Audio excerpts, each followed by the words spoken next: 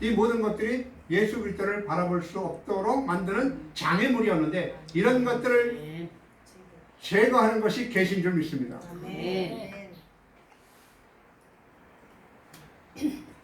근데 오늘은 감탄을 좀 하자 그랬더니 여기 매일 감탄 기난식은 다 안 하는 것 같은데. 응? 장애물 속에서 허덕이고 있었던 거야. 그러니까 이때 신앙은 장애물 경주다시다. 신앙은 장애물을 경주다. 장애물이 없는 건 그건 신앙이 아니에요. 장애물이 있으니까 이 죄마도 좀 하기가 좀 힘들죠, 그죠? 네? 마음도 안 들고 어떤 때는 답답하기도 하고 그러죠, 목사님. 아멘, 안 돼요. 안 답답합니다. 믿음으로 감사. 그 장애물 속에 허덕이면서 가는 거야, 이 신앙이라는 게. 그 주님의 재림의 예언은 기쁨을 주고 장애물 앞에서도 담대히 그것을 넘어서게 하는 구체적인 힘을 우리에게 공급해 줍니다. 그러니까 교회의 현실 속에서 겪는 어려운 환경들은 믿음의 성도들이 주님을 바라보게 하는 촉진제 역할도 하지만 은혜를 받지 못했을 때는 환경들이 영적인 장애물이 되는 거죠. 기독교 철학자고 칼빈주의 신학자 고든 클라크라는 사람이 있어요. 고든 클라크라는 사람이 있는데 1902년에 태어나서 1985년에 돌아가신 분인데 예수님의 재림을 다음과 같이 말합니다. 잘 들어보세요.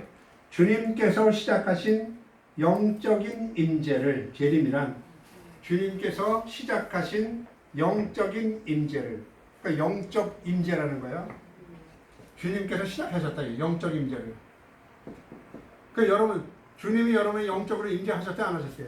하셨어요.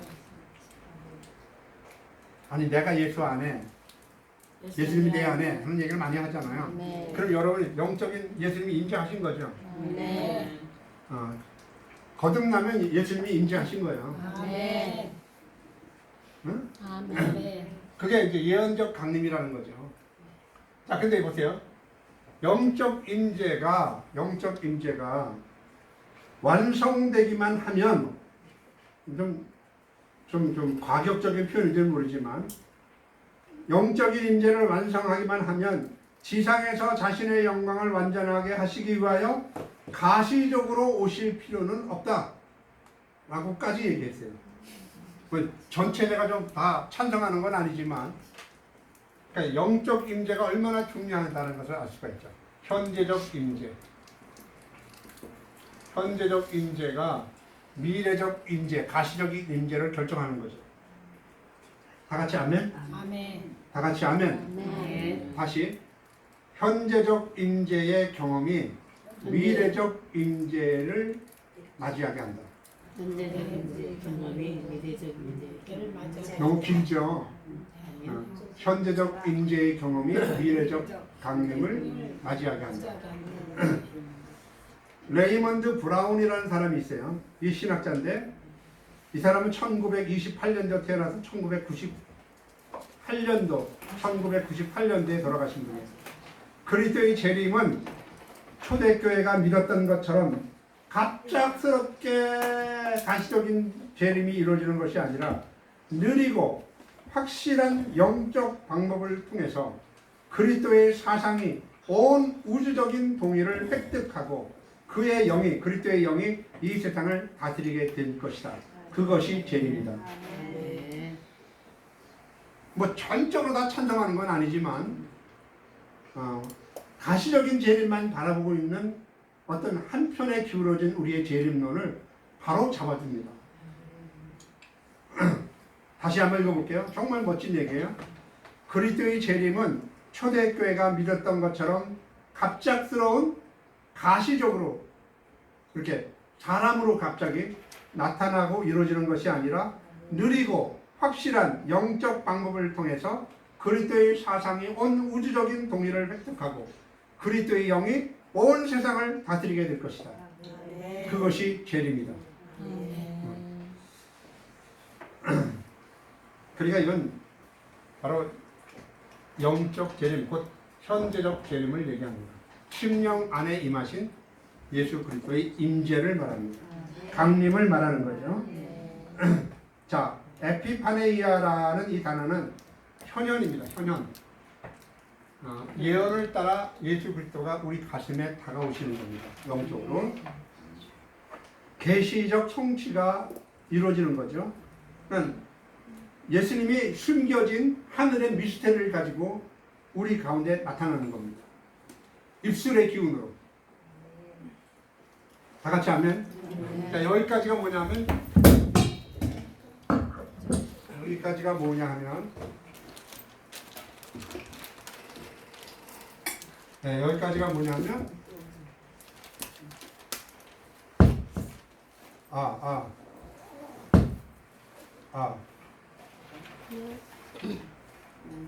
맞아요? 안 들리는데? 주님이 오시기 전에 세상 끝과 주의 임하심과 세상 끝에는 무슨 징조가 있어오니까 예언하고 경고의 징조가 있었죠. 여기서는 뭐냐면 징조가 처처에 기근이 있을 것이고 민족이 민족을 나라가 나라를 대적하겠고 불법이 성함으로 사랑이 식어지고 서로 모여 미워하는 자들을 넘겨주고 그리고 사랑이 식어질 것이다. 그러나 이 재림의 징조의 결정적인 건 뭐냐? 멸망에 가증한 것이 거룩한 것에 소개된 것을 보게 될 때 그때 유대 있는 자들은 산으로 도망가라.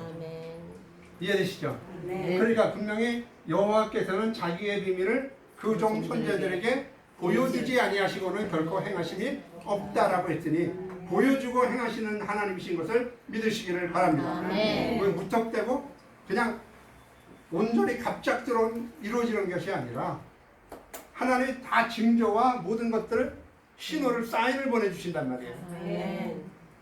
이해되시죠? 이해가 되셨죠? 네. 그러니까 그리스도께서 숨겨진 배경으로부터 하나님이 숨겨놓은 모든 것들로부터 당신의 그 하늘의 미스터리를 가지고 이 땅에 나타나신단 말이에요.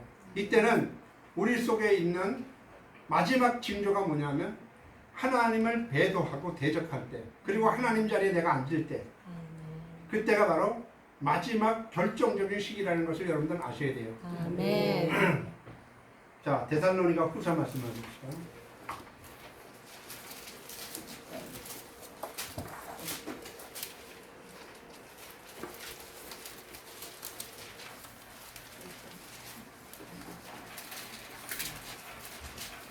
데살로니가 후서 2장입니다.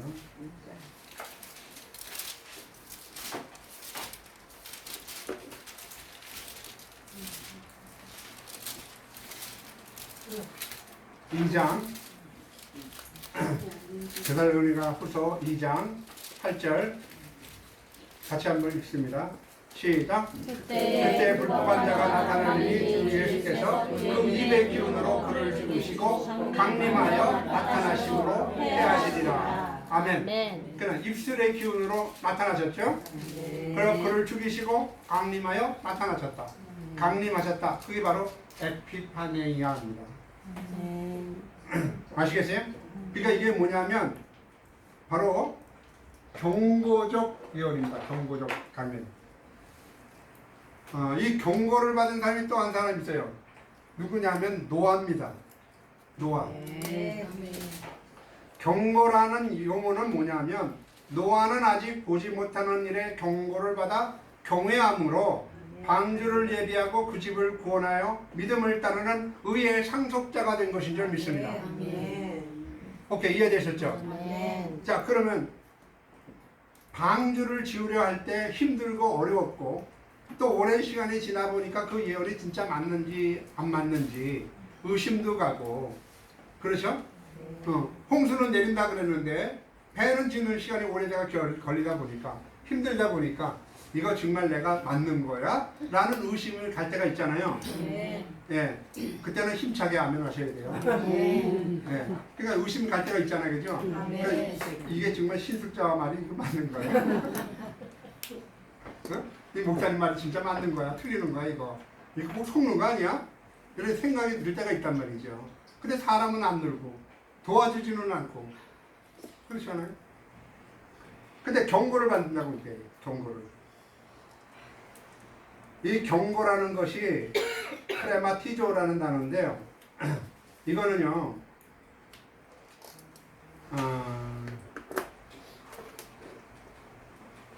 지시나 경고를 얘기합니다. 지시. 그러니까 이런 거죠. 예수 그리스도의 계시라 이는 하나님이 그에게 주사 반드시 속히 될 일을 그 종들에게 보이시려고 그 천사를 그 종 요한에게 보내요. 지시하시라. 이 지시가 경고입니다. 경고. 응? 그러니까 계시의 수령자는 인간이죠. 마태복음 2장 12절에서 꿈의 헤롯에게로 돌아가지 말라 지시함을 받아 이렇게 기록되어 있어요. 다른 길로 고국에 돌아가니라 이렇게 기록되어 있단 말이야. 응? 마태복음 때 보면 그때 지시한다. 하나님의 지시나 경고를 받다라는 의미를 가져요. 그러니까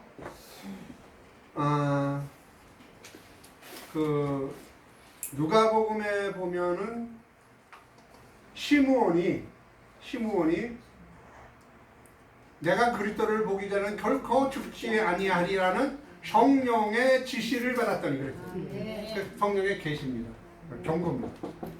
바로 그 단어입니다.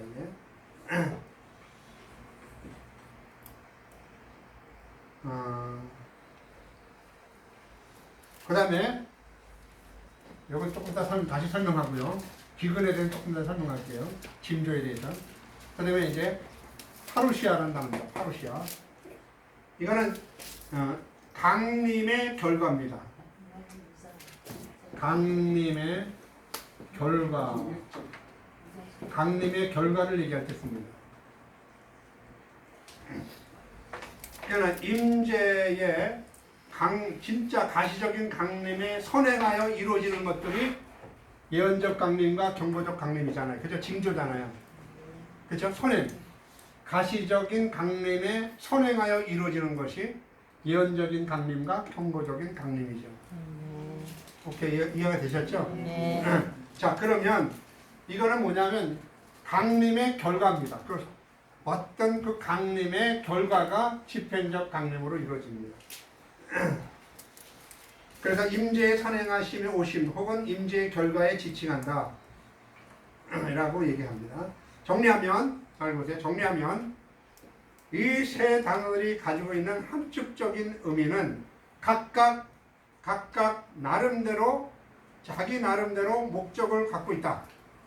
하나는 예언, 하나는 경고, 하나는 집행이라는 각각 단어가 가지고 있는 목적을 갖고 있기 때문에 하나의 사건으로 간주될 수 없지만 개별적인 사건이 합쳐져서 포괄적으로 강림을 나타내고 있다.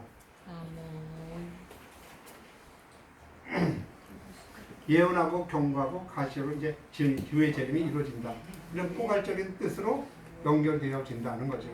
그러니까 주님의 지상 재림, 파루시아적인 재림에 앞서 선행되는 예언적 강림, 아포칼리십스와 경고적 강림, 에피파니아적 재림에 대한 이해가 여러분들에게 꼭 필요하다는 거죠.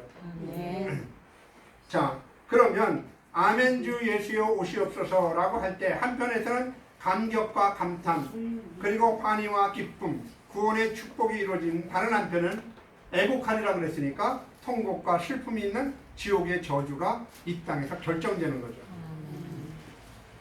감탄하시기를 바랍니다. 아멘. 이 재림의 말들의 참뜻을 이해를 돕기 위해서 예수님이 말씀하신 구약의 노아의 홍수 때 홍수 심판의 예증을 살펴보면서 예언적, 경고적, 집행적 재림의 뜻을 정확하고 분명하게 이해하는 것이 선행되어야만 재림에 관한 혼란스러운 지식들을 여러분의 마음에 정리정돈할 수가 있습니다. 아멘. 하나님이 오신다는 뜻은 히브리어로 보입니다. 보.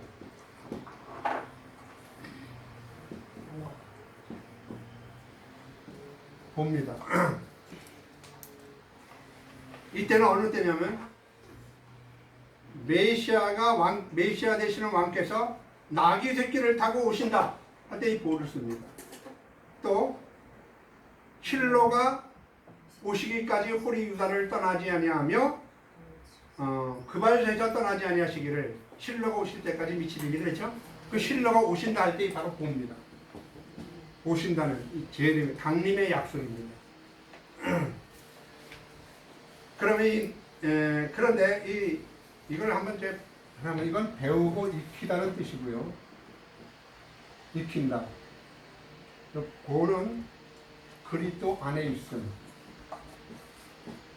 안에 있음. 이거는 집안입니다.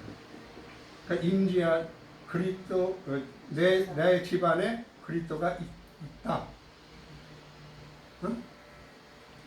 그리스도가 내 안에 있다. 그게 임재잖아요. 이해가 되시죠? 그러니까 이 도라는 의미가 히브리어가 가지는 의미가 이런 세 가지 뜻이 있다고 그래요. 첫 번째는 사람을 통해서 임재하신다. 응? 그러니까 아브라함에게 나타났던 대천사가 하나님이시, 그 중에 한 사람이 천사 중 한 사람이 하나님이셨잖아요. 야곱과 씨름한 사람이 천사요 사람이었잖아. 근데 그 사람이 하나님이셨잖아. 그러니까 육신을 입은 존재를 통해서 오신다는 것을 의미한다. 이런 뜻이 있으니까 집안에 그리스도가 집안에 있다. 그러니까 내 안에 있다는 뜻이거든요. 그게 강림이란 말이에요. 이해가 되시죠? 네. 그러니까 예를 들어서 출애굽을 하는 동안에 하나님은 백성들을 가는 앞에서 구름과 불 속에 앞서 나타나셨죠. 그 하나님이 오신 거예요. 출애굽기 3장 한번 보세요. 출애굽기 3장.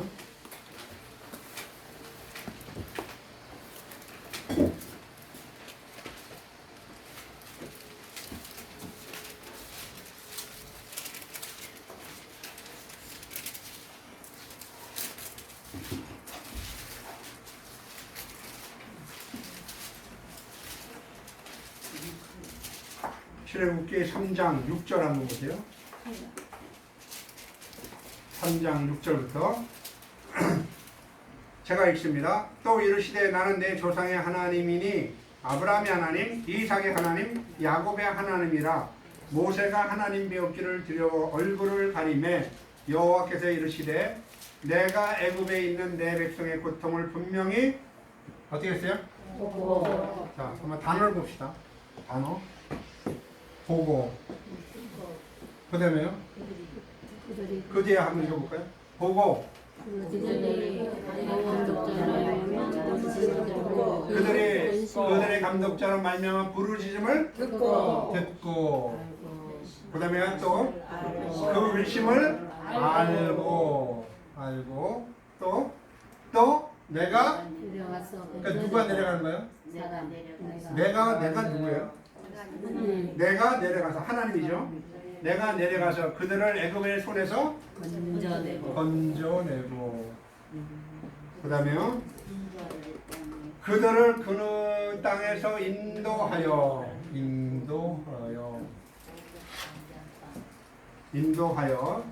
그 다음에 아름답고 광대한 땅, 젖과 꿀이 흐르는 땅, 곧 가나안 족속, 헷 족속, 아모리 족속, 브리스 족속, 히위 족속, 여부스 족속 내 지방에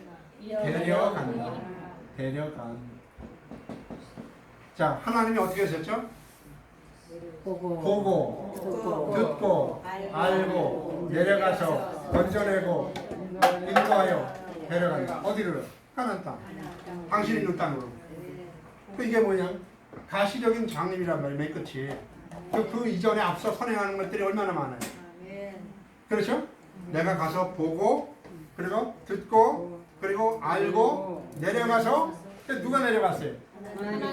하나님 내려갔지. 근데 하나님 내려왔어요? 모세가 왔지.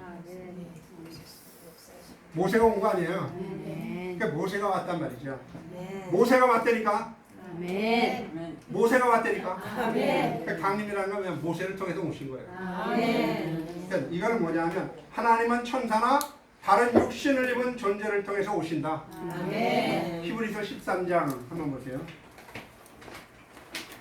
히브리서 13장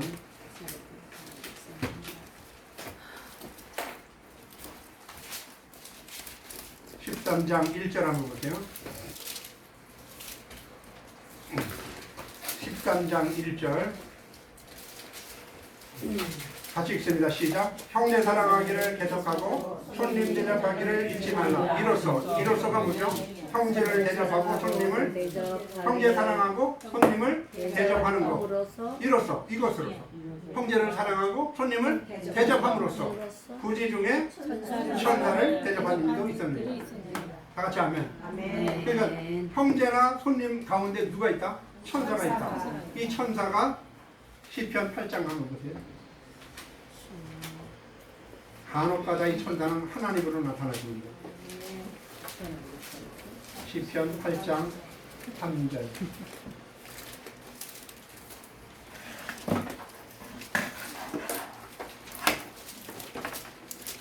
8장 5절.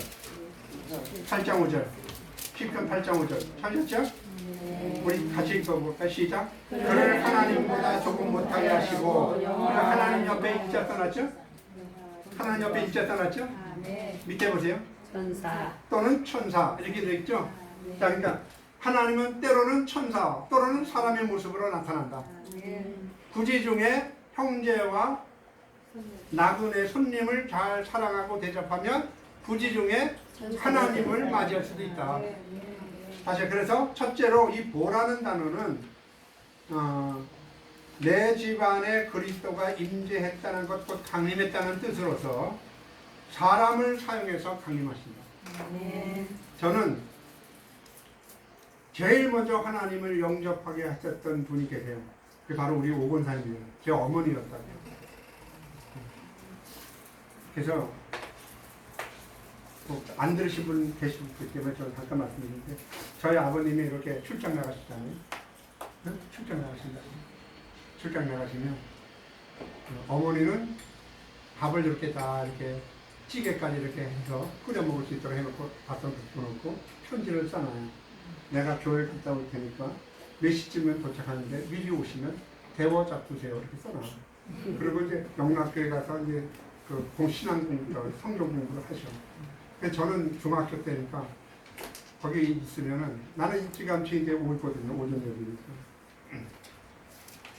성경 공부하면 12시, 11시에 시작하면 11시 40분 끝나요. 조금 쉬었다가 점심 먹고 1시에 성경 공부를 하세요. 영락교 신학 공부를 하십니다. 공부하시면 끝나면 한 2시쯤 돼요. 오시면 2시 반쯤 돼요. 그럼 들어오면 아버님 이제 이미 화가 나셔서 밥상이 날아간 때야. 그 처음에 딱 들어오시잖아요. 딱 들어오면 제가 이렇게 있으면 정우야 아무도 없냐? 그래. 뭐다 아무도 없어. 내가 있는데. 내가 있는데도 아무도 없냐? 그래. 소리 지르셔. 어머니가 안 계시면 아무도 없는 거예요.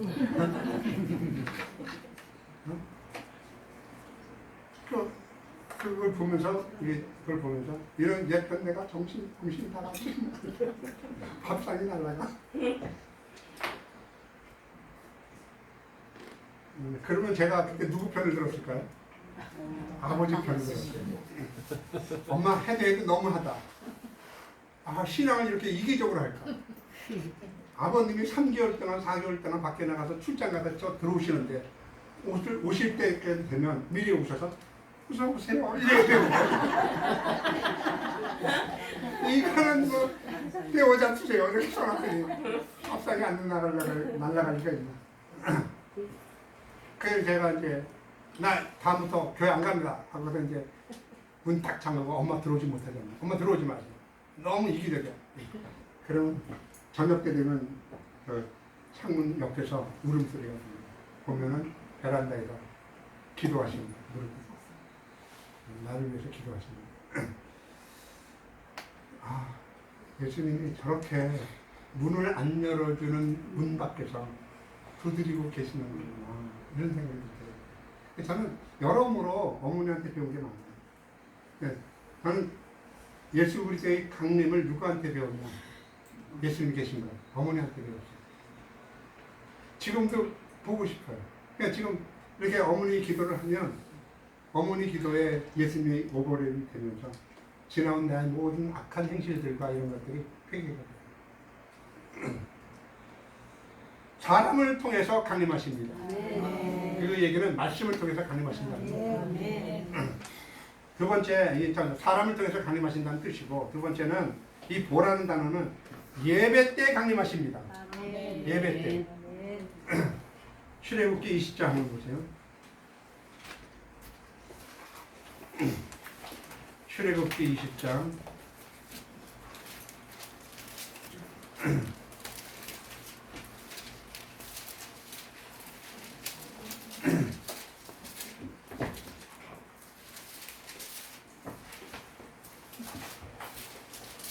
출애굽기 20장 24절 찾으셨죠?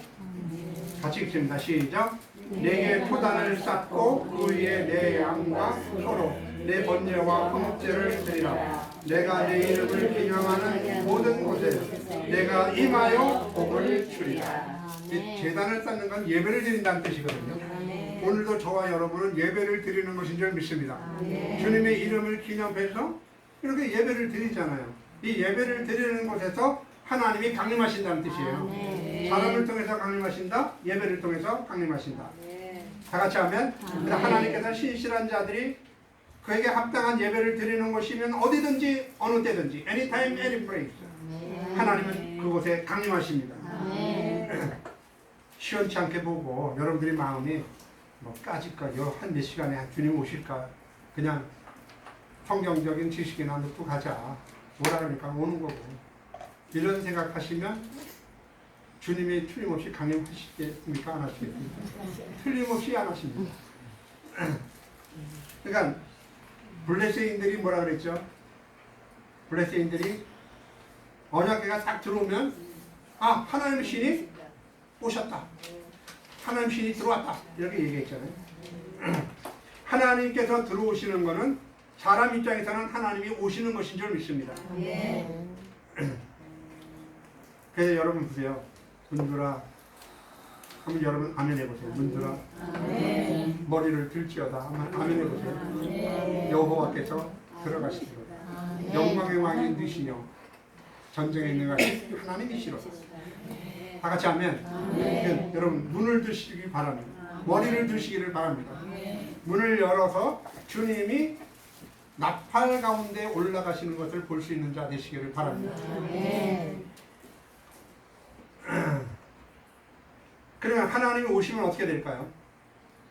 홍수로 온 세상의 심판을 받을 때 물 위에 오랫동안 떠나리던 그 방주 안에 하나님이 계심으로 마침내 구원을 받게 됩니다. 사드락과 메삭과 아벳느고는 불 속에 들어갔지만 하나님이 그곳에 계심으로 그들은 조금 더 타지 않고 하나님이 놀라운 역사의 기적을 보이게 된 거죠. 죄 없는 요셉이 구덩이에 던졌다가 마침내 애굽의 총리가 됩니다. 하나님 오셨기 때문에 그렇죠. 삼손은 지옥문을 던져버리고 승리를 거둔 후에 영원한 산으로 갑니다. 여호수아는 언약궤를 가지고 요단 건너 약속의 땅을 정복합니다. 다 같이 하면 여리고성이 하나님이 함께 하심으로 무너집니다. 태양이 15도 물러갑니다. 15년을 더 삽니다. 여러분 태양은 10도로 어떻게 물러갈 수가 있겠어요? 하나님이 함께 하시면 천재지변의 놀라운 기적들이 상식 밖의 일들이 우리에게 일어나는 거죠. 여러분이 벌레처럼 탄생한 거 아니에요? 응? 짐승 같다 그랬잖아요. 우리 인간이 전기계처나 깨닫지 못하는 사람은 멸망하는 짐승 같다 그랬잖아요. 나는 하나의 벌레 같다 그랬잖아요.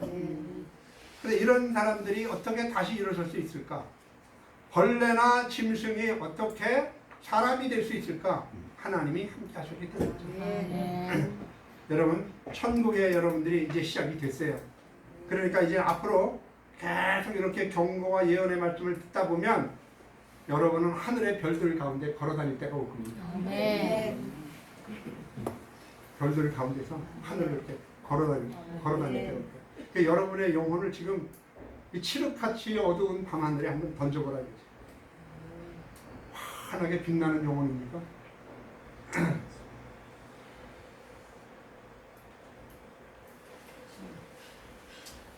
그래서 요 노아의 때를 한번 보면서 우리가 다시 한번 생각을 해봐야 되는데 3시까지죠? 확실히 몇 시입니까? 확실하게 몇 시까지입니까? 자유롭게 하세요. 자유롭게? 자유롭게 하면 난 내 말도 죽습니다. 자, 마태복음 24장 한번 보세요.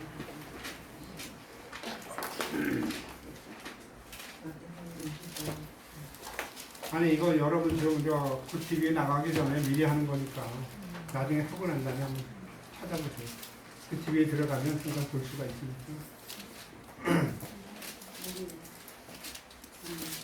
24장 37절에서 39절.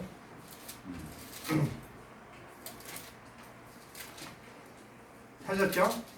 자, 37절부터 봅니다. 시작. 노아의 때와 같이 인자의 맘도 그러하리라. 홍수 전에 노아가 방주에 들어가는 날까지 사람들이 먹고 마시고 장사들고 씨를 갖고 있으면서 홍수가 나서 그들을 다 멸하기까지 깨닫지 못하였으니 인자의 맘도 예수님의 재림도 이와 같다 그랬죠. 그러니까 노아의 사정을 살펴보면 예수님의 재림 때를 미루어 짐작할 수 있다라는 얘기잖아요. 당시 하나님의 아들들이 사람의 딸들의 아름다움을 보고 자기들이 좋아하는 모든 자로 아내를 삼기 시작했어요. 썩어지지 않은 그러므로 하나님의 형상을 썩어지는 버러지와 금수의 모양으로 바꾸어가고 썩고 부패할 육체가 됨으로써 사람들의 마음과 생각이 항상 악할 뿐임을 보시고 하나님께서는 하나님의 신이 영원히 사람과 함께 하지 않으실 것을 예언하셨습니다. 이 부분에서 하나님이 신이 사람들과 함께하지 않는다는 말씀은 하나님께서 이후에 사람들과 영원히 함께하지 않으시겠다는 말씀이 아니라 성령님께서 범죄한 인생들에게는 함께 거하지 않으신다는 얘기입니다. 하나님이 마음에 두기를 싫어하는 사람들은 자신의 정욕대로 행하도록 내버려 두신다는 미래적 예언의 의미로 해석해야 됩니다. 그러니까 하나님께서 홍수의 심판으로 사악한 인간들을 이 땅에서 제거하시고 은혜를 입은 노아의 가족들을 구원하실 것을 작정하시고 당신의 비밀인 심판을 집행하기 전 하나님은 노아에게 먼저 당신의 계획과 뜻인 홍수의 심판의 메시지를 미리 사전에 예언하십니다. 그러니까 주 여호와께서는 자기의 비밀을 그종 선지자들에게 전하지 아니하시고는 보이지 아니하여 결코 행하심이 뭐요? 없다. 이 얘기는 다시 말하면 선지자들에게 보여주고 행하신다라는 말이죠. 따라서 노아에게 앞으로 7일입니다. 예언하잖아요. 그러니까 예언적 강림이랍니다.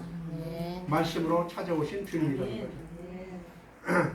그러니까 하나님께서 먼저 당신의 비밀인 이 가시적인 심판을 집행하시기 전에 당신의 심판에 대한 내용, 시기, 방법, 심판에 대한 대비책, 구원과 심판에 대한 비밀을 우리에게 먼저 알려주신다는 사실을 믿으시기를 바랍니다. 그리고 징조로 경고하십니다. 경고. 그러니까 본절에서 하나님의 비밀은 당신의 나타나심이고 그의 나타나심의 목적은 구원과 심판을 집행하기 위한 겁니다. 그러니까 종말에 그 예수 그리스도의 재림에 대한 성경적인 기록을 여러분들이 잘 살펴봐야 돼요. 천하범사의 기한이 있고 그 모든 목적을 이룰 때가 있지 않습니까? 시작할 때가 있으면 끝을 낼 때가 있을 줄 믿습니다. 만세전에 하나님의 주권적인 사역으로 시작된 구속의 역사는 언젠가는 끝이 나기 마련입니다. 성경의 인류 종말에 대한 구체적으로 언급하고 있는 이 예언들은 하나도 이루어지지 않은 것이 없습니다. 앞으로 재림만 남아 있습니다. 다 같이 하면. 그래서 앞으로 제가 조금 더 시간이 나면 다음 주 정도에서 70일을 할 겁니다. 예수님이 오시면 어떻게 됩니까? 죄가 용서되고 우리의 허물이 다 벗겨져요. 다 같이 하면. 70일의 놀라운 역사가 예수 그리스도의 재림이 이루어지는 날 우리에게 큰 복으로 다가올 것을 믿으시기를 바랍니다. 종말의 개별적인 종말과 그리고 육체적인 죽음을 얘기하고 있죠. 그래서 보편적인 역사의 종말입니다. 그 역사가 멸망을 뜻하는 거죠. 개인적으로도 생명이 있듯이 이 세상에도 생명이 있습니다. 그러니까 개별적인 인간의 생명이 유한한 것처럼 인간의 구체적인 삶의 표현인 역사의 생명도 유한합니다. 세상의 생명이 끝날 때입니다. 그리고 하나님이 가지고 오시는 새 생명이 시작되는 날이 새하늘과 새 땅이고 예수 그리스도의 재림이 이루어지는 날인 줄 믿습니다. 몸의 죽음, 개인적인 종말은 몸의 죽음인데 개인적인 종말이라 해서 그 영혼까지 죽는 게 아닙니다. 개인적인 종말은 육체의 몸의 죽음입니다. 몸의 죽음. 몸의 죽음은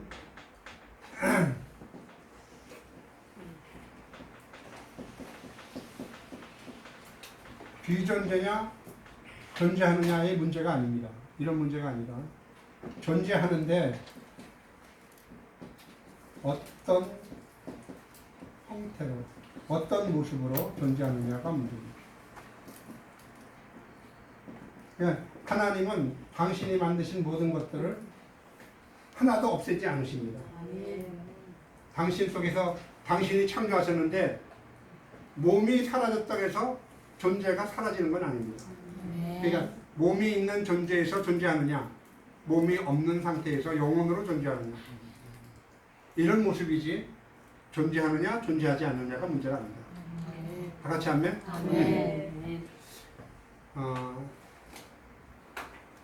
양과 목자의 만남을 아십니까? 심판날에? 심판날에 양과 목자의 만남 아십니까? 그러니까 여러분은 아마 저랑 한번 만날 거야, 하나님 앞에. 여러분들 복양을 했었으니까.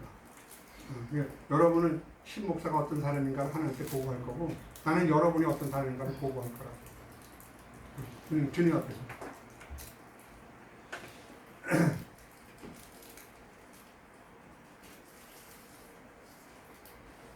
근데 말이죠, 예수 그리스도의 노아 때를 보면 앞으로 7일이면 홍수가 날 것이다. 심판날에. 그 전에 뭐가 있었어요? 예언이 있었고, 그 다음에 뭐가 있었고? 경고가 있었죠. 그죠?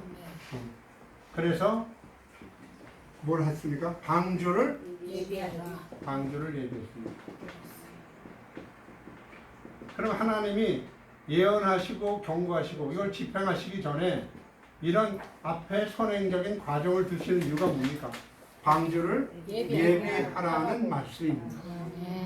방주를 예비하라. 그 구원을 예비하라는 거죠. 다 같이 하면? 그러니까 인이 떨어지고 나팔이 불 때도 그때도 뭐가 있죠? 구원의 기회는 아직도 남아있다. 다 같이 하면? 그러니까 인이 뜰 때도 나팔을 부를 때도 인 나팔 사이에는 반드시 하나님께서 구원의 기회를 계속 주시는 거라고 생각하시면 돼요. 이 재앙도 우리에게 보내시는 구원의 사인인 것을 믿으시기를 바랍니다. 이 재앙도 우리에게는 하나님의 복입니다. 하나님의 사인입니다. 그러니까 재앙을 두려워하거나 무서워하지 말라 이거죠. 내가 내 생각을, 너희를 향한 내 생각을 내가 안 하니까 재앙이 아니요 평안이요 도리어 너희에게 미래의 소망을 주려는 생각입니다. 다 같이 하면? 그러니까 여러분에게 미래를 주시려고 이 수많은 재앙들이 필요했던 거예요. 그러나 믿지 않는 자들은 애곡하고 지옥의 심판에 저주를 받아 영원한 불못에 들어가는 것이 남아있을 뿐입니다. 그러니까 주의 재림에 대해서, 하나님 나라에 대해서, 주님의 말씀하신 내용에 대해서 여러분이 불확실하거나 그냥 대충 알아서는 안 된다는 거죠. 확실히 알 수 있는 자가 되시기를 바랍니다. 재림의 시기를 묻는 자에게 뭐라 그랬어요? 바리새인들한테 하나님 나라 언제 임합니까? 하나님 나라는 여기 있다, 저기 있다 못하는 하나님 나라는 너희 안에 있다. 이스라엘 나라를 회복함이 이때입니까? 성령이 임하시는. 그거는 너희가 알 바가 아니다. 성령이 임하면 권능을 받고 유다와 예루살렘과 사마리아와 땅끝까지 이르러 내 증인이 되리라. 증인이 되는 게 중요하고 내 마음속에 하나님 나라를 중요한 거지 시기가 중요한 게 아니다 이거죠. 다 같이 하면 그래서 초소가 우리 마음이 초소가 예비가 되면 하나님의 거실 초소를 우리 마음속에 잘 예비하면 우리 교회가 예비가 되면 주님이 초소가 예비되면 다시 이 땅에 오실 것을 믿으시기를 바랍니다. 그러니까 예수님의 결정적인 시기는 뭐냐?